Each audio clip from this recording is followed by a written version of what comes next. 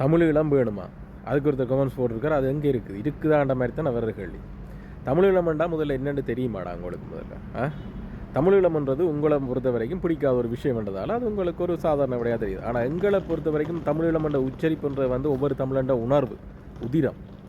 நான் தமிழீழம், என்ற ரத்தம் தமிழீழம், என்ற உணர்வு தமிழீழம். அதே மாதிரி தமிழீழ தேசத்தில் இருக்கிற அந்த நாட்டில் இருக்கிற ஒவ்வொரு மக்களும் தமிழீழம் தான்.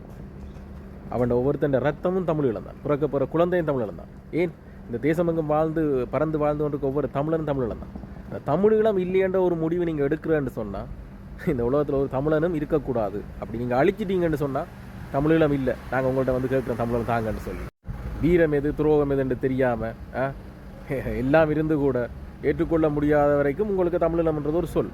ஆனால் வீரத்தோடையும் மானத்தோடையும் இனத்தின் விடுதலைக்காக ஆசாபாசங்களை துறந்து ஆணோ சரி பெண்ணோ சரி களத்தில் நின்று நான் தமிழன் என்று வீரத்தை காட்டி துரோகியை எதிரியை புறமுது காட்டி ஓட வச்சு அந்த வீரம் விளைஞ்ச மண்டாண்டா தமிழீழம்.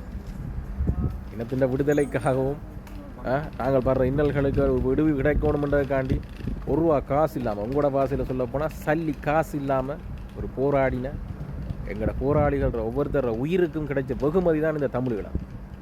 நாங்கள் இருக்கும் வரைக்கும் தமிழீழம்ன்றது நீங்கள் தரணுமா கொடுக்கணுமான்ற முடிவுக்கு கடைசி வரைக்கும் இந்தளவு கூட போகாதீங்க.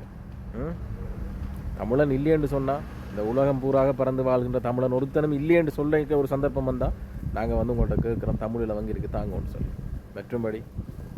ஆனால் என்னத்தை கதைச்சாலும் உங்களுக்கு தமிழீழத்தின் மேலேயோ அல்லது தமிழ் விடுதலை புலிகள் மேலேயோ தமிழ் மக்கள் மேலேயோ விரோதம் இருந்துன்னு சொன்னால் அது எல்லாமே பிள்ளையாக தான் தெரியும்.